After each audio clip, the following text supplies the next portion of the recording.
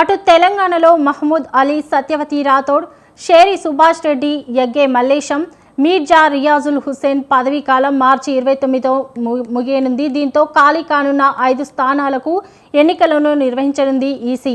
ప్రస్తుతం అసెంబ్లీలో బలాల ఆధారంగా కాంగ్రెస్ పార్టీ సునాయాసంగా 4 స్థానాలను గెలుచుకునే అవకాశం ఉందని ఆ పార్టీ నేతలు లెక్కలు వేసుకుంటున్నారు. దీంతో ఆ 4 సీట్ల కోసం భారీగా పోటీ నెలకొంది. గత అసెంబ్లీ ఎన్నికల్లో టికెట్ దక్కని ముఖ్య నేతలు ఎమ్మెల్సీ ఛాన్స్ ఇవ్వాలని కోరుతున్నారు. ఎస్సీ సామాజిక వర్గం నుంచి అద్దంకి దయాకర్ ఈ లిస్టులో ముందు వరుసలో ఉన్నారు. ఆయనకు ఎమ్మెల్సీగా ఛాన్స్ పక్కా అన్న ప్రచారం సాగుతోంది. ఓసీల నుంచి జీవన్ రెడ్డి, సామ రామ్మోహన్ రెడ్డి పేర్లు ప్రముఖంగా వినిపిస్తున్నాయి.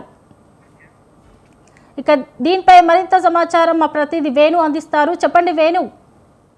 ఎమ్మెల్యే కోట ఎమ్మెల్సీ ఎన్నికలకు షెడ్యూల్ విడుదలైంది. మార్చి 3న నోటిఫికేషన్ ఇవ్వనున్నారు. మార్చి 30న పోలింగ్, అలాగే అదే రోజు కౌంటింగ్ కూడా నిర్వహించనున్నారు. ఇక తెలంగాణలో 5 ఖాళీలు ఏర్పడుతున్నాయి.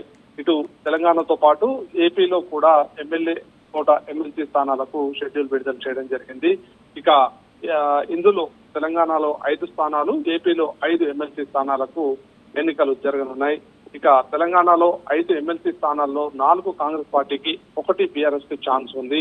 తెలంగాణలో ఖాళీ కానున్న 5 స్థానాల్లో 4 బీఆర్ఎస్ సిట్టింగ్ ఎమ్మెల్సీలు, ఇక మరొకటి ఎంఐఎం ఎమ్మెల్సీ పదవి కాలం.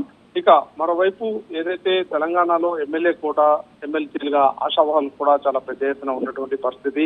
గత ఎన్నికల్లో ఎవరికైతే టికెట్ ఇవ్వలేదో వారికి ఎమ్మెల్సీగా అవకాశం కల్పించాలని చెప్పి ఇటు పార్టీ అధిష్టానాన్ని కోరుతున్నటువంటి పరిస్థితి. ఈ నేపథ్యంలో ఏదైతే ఈ 5 స్థానాల్లో 4కి చాలా పెద్ద ఎత్తున కాంగ్రెస్ పార్టీలో పోటీ ఉంది. ఇక ఏదైతే ఈ ఒక ఎమ్మెల్సీ స్థానం ఇటు బీఆర్ఎస్ సొంతం చేసుకోనుంది. ముఖ్యంగా ఈ 5 స్థానాలకు సంబంధించి చూసుకుంటే మహమూద్ అలీ, సత్యవతి రాథోడ్, షేర్ సుభాష్ రెడ్డి, యగ్గే మల్లేశం పదవి కాలం ముగియనుంది. అలాగే ఎంఐఎం పార్టీ సంబంధించి ఎమ్మెల్సీ మీర్జా రియాజుల్ హసన్ పదవి కాలం కూడా ముగుస్తుంది. మొత్తం ఖాళీ అయిన 5 ఎమ్మెల్సీ స్థానాల్లో అధికార పార్టీలకి కాంగ్రెస్ కి 4 స్థానాలు దక్కనున్నాయి. ఒక ఎమ్మెల్సీ స్థానం దక్కించుకునేందుకు బీఆర్ఎస్ పోటీ పడుతున్నటువంటి పరిస్థితి. ఇక ఎమ్మెల్యే కోట ఎమ్మెల్సీ ఎన్నికలు కావడంతో ఆసక్తికరంగా మారాయి రాజకీయాలు. ఎమ్మెల్యే కోట ఎమ్మెల్సీ ఎన్నికలను దృష్టిలో ఉంచుకొని ఇటీవల బీఆర్ఎస్ పార్టీ కూడా విప్ జారీ చేసింది. ఇక బీఆర్ఎస్ నుండి కాంగ్రెస్ పార్టీలో చేరిన 10 మంది ఎమ్మెల్యేలు ఇప్పటికే పార్టీ మారిన ఎమ్మెల్యేలపై అనామతు వేటు వేయాలని చెప్పి కూడా బీఆర్ఎస్ పార్టీ సుప్రీంకోర్టును ఆశ్రయించడం జరిగింది. ఎన్నికలు జరిగితే ఎమ్మెల్యేలకు విప్ జారీ చేయనుంది బీఆర్ఎస్.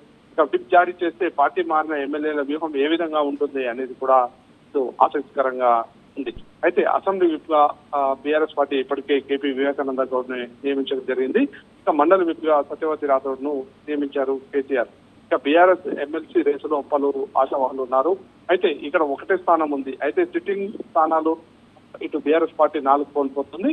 అయితే ఇటు కాంగ్రెస్ పార్టీ మాత్రం ఈ 4 స్థానాలకు ఎవరిని ఎంపిక చేయాలి అనే దానిపైన కూడా చాలా పెద్ద ఎత్తున ఆశావాహులు ఉన్నారు. మరి వారిలో 4 స్థానాలు మాత్రమే ఈ ఎమ్మెల్సీ ఎన్నికల్లో పరిస్థితి. ఈ నేపథ్యంలో ఎమ్మెల్యేగా ఎవరికైతే అవకాశం రాలేదో వారికి అవకాశం చెప్పి పలువురు పార్టీని కోరుతున్నటువంటి పరిస్థితి. Right, thank you Venu.